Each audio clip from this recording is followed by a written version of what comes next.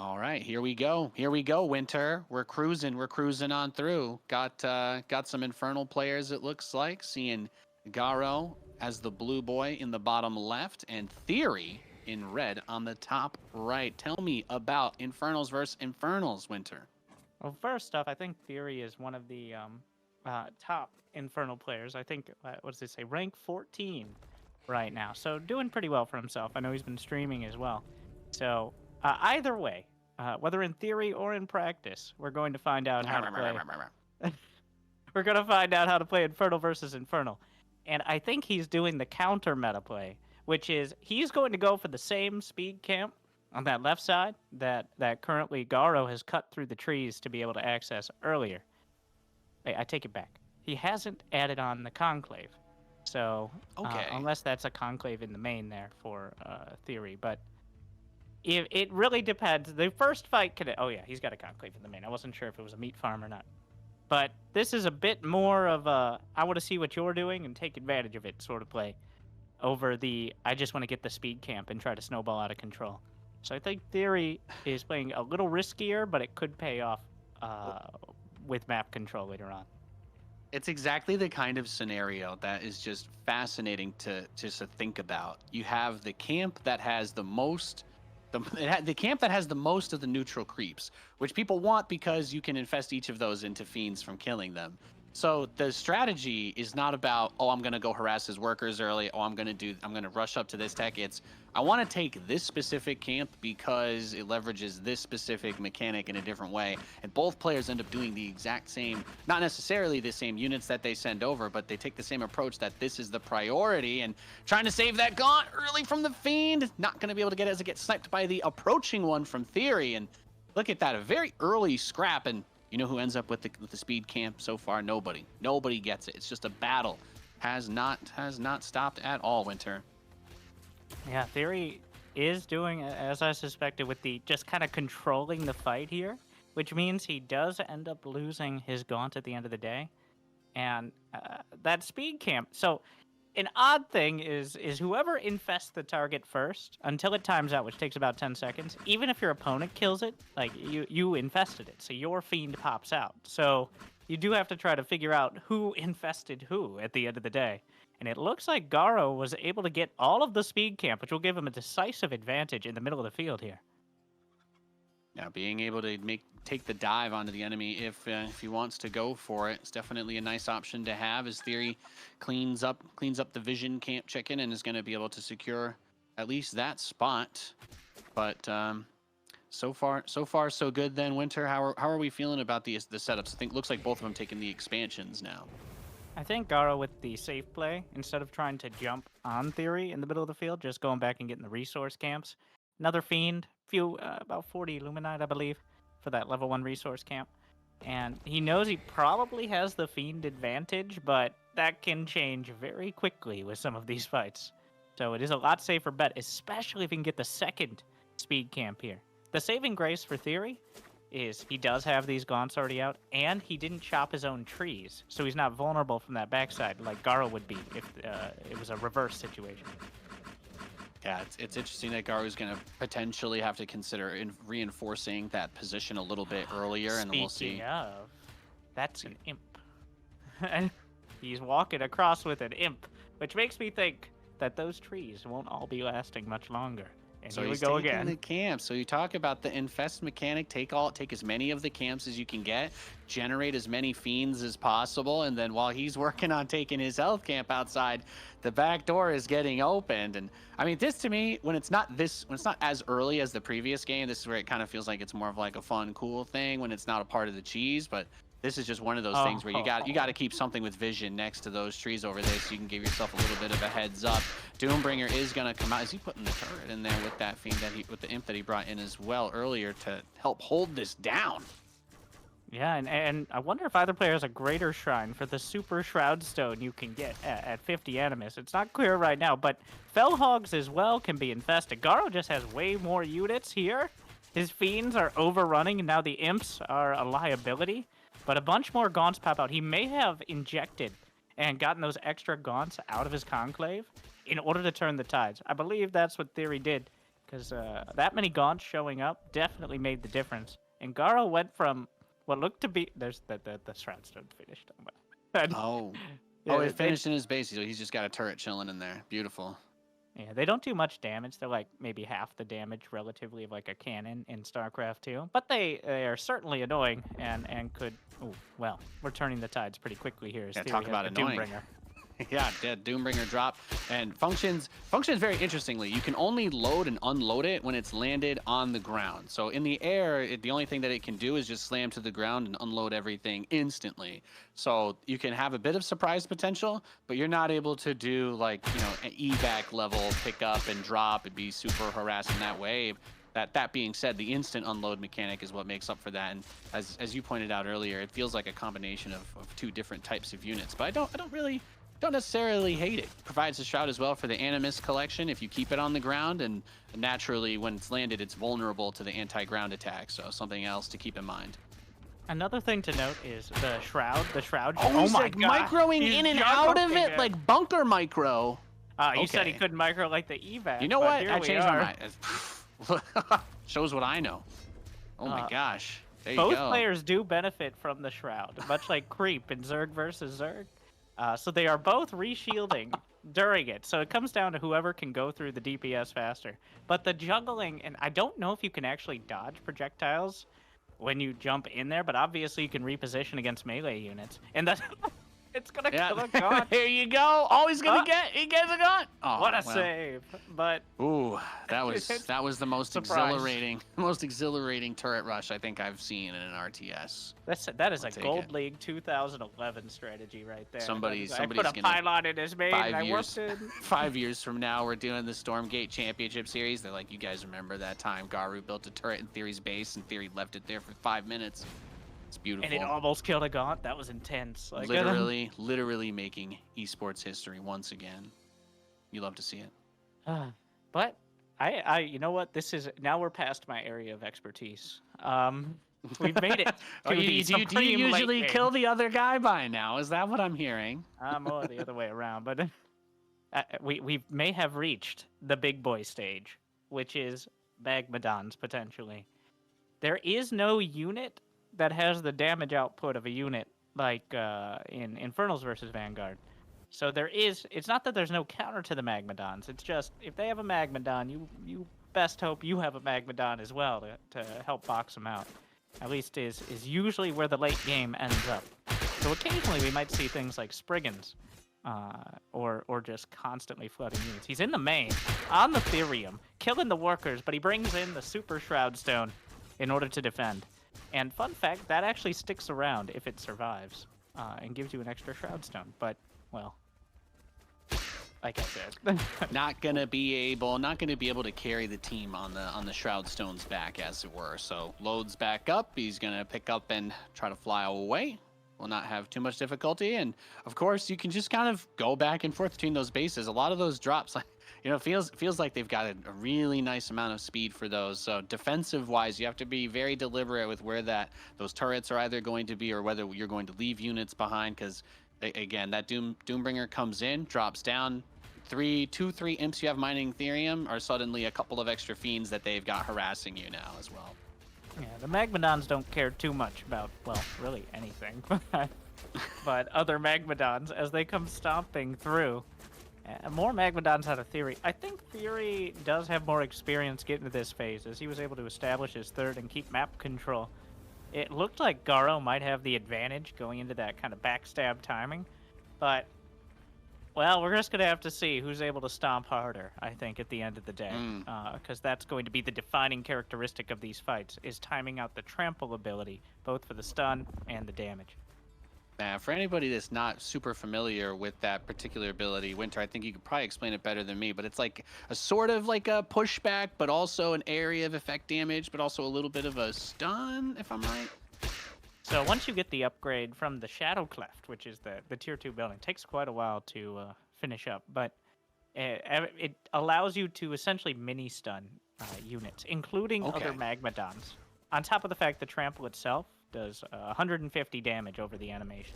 It's pretty short cooldown, like 20 seconds or something like that, but it's definitely very noticeable if one player has it and the other doesn't. It makes all the difference. Whose infest is that? Well, I think that was Garo's infest coming in here, which means any of these units could turn into his fiends, and he adds a little damage, but he's boxing out with the Magmadons. Yeah, I love that the Magmadons go to cut it off, and he does have his own, so stomping through. Worth mentioning, since it's by that tree line, that the stomps destroy the trees, so it completely opens up the path for the rest of the army to move through if you didn't already have that set up. But like you were saying, the Magmadons themselves, very, very tanky. So relying on kind of trying to alternate the timings of those stomps. We're seeing Theory move one towards the back of the line to help open that up, and continuing to get a few more reinforcements coming across the line. One of his Magmadons has gotten bullied all the way back to the corner. He's going to stomp his way out over the workers. And this is the chaos of the Infernal versus Infernal. It's a whole lot of stompy boys. Attack of the Hammerhead. The Hammerhead Triceratops is what I like to call them, Winter. When a Hammerhead Shark and a Kodo love each other very much. Yes, exactly. You do not want to get smacked by that. Let's just leave it at that. I think fighting in their base is obviously ideal if you can take a even trade, because there's a lot of incidental damage going on with the Magmadons. But Garo seems to have come out on top with several extra Magmadons. Theory has taken another base. The Magmadons are not cheap units. I think the most expensive right now for the Infernals. So spamming them out is very difficult to do. And right now, well, we'll see if the SimCity setup or just the high ground Magmadons. Yeah, well, there's no way to easily heal the non-white health of your units. So once they're hurt, unless you go to a healing camp and sit around for a while, well... I kind of like this though. The way he's been playing the Gaunts choked up next to the Iron Vault on the high ground and letting the one Magmadon at a time go down, do it, stomp, just delay. Because I think what you pointed out is really, really interesting with the economy. He's got enough money to make more, but the initial cost to get those up is of course going to be a problem. I think we might have seen him cast something. We have the Brute coming out of the Iron Vault as well. So it's like he's got the money. He just needed a bit of time, and that moment, that brief interaction we saw, feels like it gave him the time that he needed, as those armies have caught up quite a bit in size, but needs to get those Magmadons doing that charge, doing that stomp a little closer to the enemy. Yeah, I think a bit of a mistake. He triggered the stomp at the back line, which all it did was make his own units a little upset and confused. So Garo able to turn a Hellborn from the back line. Actually very good if he can target the Gaunts. From I think downtown. That's what he's aiming for. And now the fight is getting somehow even more convoluted, but Theory seems to be pulling it together as Garo doesn't have any more Magmadons. There's even still a Shroud Stone in the middle. And he gets the Hellborn. He ends up turning a pretty decent amount of those forces into his fiends. So this is like that. I don't even know that snowball is the word, but it almost feels like there's a seesaw effect when you have the Infernals playing each other, because you get up close and all of your fiends die, and then you get hit with the infest, and then boom, it comes out the other way. Theory is able with this counterattack to get Garo out. So what a matchup. I really feel like we got to see a pretty good range of like the type of back and forth that can happen, because even though I felt like Theory was in a good spot a lot of this game, Garo had a couple of really impressive engagements that he was able to take where it seemed like maybe Theory was going to overextend, just not able to drive the knife in during that opportunity, I suppose.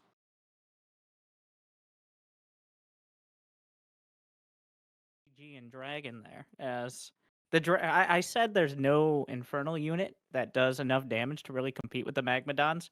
That was not technically correct. The Dragon is by far the most single target damage for the Infernals, and is easily able to target down. Like, the Gaunts are just not enough anti-air. You really need something like Shadow Flyers, and if the game is close but then somebody has a Dragon, historically, theoretically, not historically, because believe it or not, I don't. My social studies class did mention that when the Trojans brought out the dragon, that war ended pretty fast. So yeah. Classic dragon horse maneuver. But as the dragon flies in, and it's a little, you can actually kind of see, because the Shroud Stone has an energy bar, which indicates, because kind of a holdover from an earlier build of the game when we used Shroud Stones to activate the abilities. But you can actually see how much energy your opponent has in Vanguard 2 via the Shroud Stone. So you can kind of see when they're taking up close to that dragon. Not that in a game like that, like, what are you going to do about it? You're going to keep fighting with the Magmadons, try to get it done. Or maybe save up your energy and try to do it yourself. But the dragon is kind of it's like, imagine the dragon like 20 mutas just showing up in CVC out of nowhere when you have very little anti-air. It just kind of is a game-winning move. Yeah. Oh, and we actually have a full series for this one, which is Oh, exciting. all right. We got another game to jump into. Let's do it.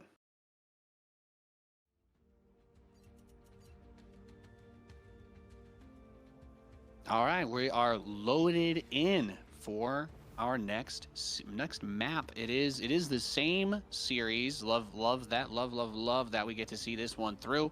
We've got Garo playing as the Red Infernals in the northeast, and Theory as the Blue Infernals in the southwest. So when they switched over to this map on the ladder, this was funny for me because I feel like, or at least anybody that was playing before the open beta phase, I guess, because it's not immediately obvious that the Therium that's actually hidden underneath certain areas that you have to open it up. And one of the cool mechanics about Stormgate is that, at least as far as resource management goes, if you want to dedicate heavy Therium mining early on, you're going to put yourself in a position where you mine it out at a weirdly faster rate. And if you leave the Therium alone, it kind of spreads and expands on its own over time. It becomes a huge pile of it. So it's one of those things that I think, alongside the map camps that you're going for, is how early do you invest anything into breaking those open, because the faster you break that, then whenever you eventually decide you want that Therium, there's going to be so much more or less available depending on the path you choose to get there. How we've turned our code. Apparently it is Garo in oh, the red, okay. We and got Theory him in the blue. flippy-flopped. But at the... It doesn't matter too much as both players going for that early speed camp. It looks like a meat farm on one side, but you can use the Fellhogs can just kind of tank some of the damage. And there is that leash range on the creeps, which you see Theory using there to slowly chip their way through. And unlike on the previous map, it's almost impossible because you're kind of cut off in the tree line. Even if you wanted to chop your way through, it would take so long for your units to get around there.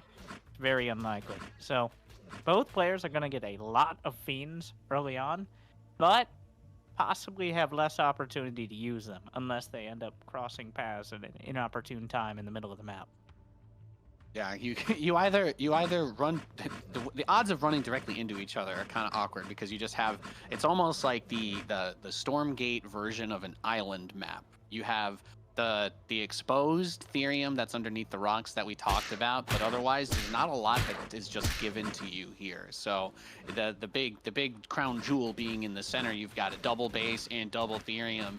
One setup in the middle of that is enough to mine from all of it. So it becomes a factor in the crazy longer games, but you can kind of see some of the mechanics that they're working with for the maps to kind of make it more interesting, as opposed to a game where, maybe like only one of the factions has the ability to use an island base. But in this game, there's a couple of different ways that you could try to sneak into the middle there if that's what you wanted to do. But of course, the things like the vision towers and scouts vision, etc., there's ways to counterplay that too. Yeah, it'll be interesting to see. Usually, one side will take the center and the rest of the game will revolve around that. I mean, just the sheer size of the map makes a big difference, as we still don't have that kind of... Instead of 2 Fiends poking at 1 Gaunt, we now have full double-digit armies of Fiends on either side. And we're kind of skipping to the more mid-game style of these, well, armies that are incredibly dangerous to each other and could snowball out of control if they're not careful. It's a lot of Fiends and a couple of Gaunts, and you take that bounce damage. All of a sudden, you turn their Fiends into your Fiends, or vice versa, and it... Well, you can't... Well, the Gaunts. Important distinction is you cannot infest Fiends. Otherwise, it would just be Fiends all the way down. Sorry, the Gaunts, my bad. But you can infest Fellhogs, which is a bit of a divisive thing, because the Fellhogs are kind of supposed to be your defensive unit. No. That's fascinating. But so the only unit that cannot turn into a Fiend is, in fact, a Fiend. Lore-wise, it checks out. You can't really infest the already infested, but in another world, it is interesting to consider the implications of the never-ending fight as they continue to spawn out of each other. I don't know why, but that image is actually not the most disturbing thing I can conjure up in this game. I will not go too far down that thought process, because we have some interesting things happening here, which is the shrine being built at the Therium patch. Now, Infernals don't have the refinery, or I think it's actually called the scrapyard, which you can return the Therium to, like a base. But instead, they have to build their shrine nearby. But he actually built the shrine and then opened the patch. So he's made it so the Therium will expand around his shrine, which is the possibly most efficient possible way to mine it, which you can't really do on the other patches because you can't control when it's opened up. So It's mining interesting. mechanics.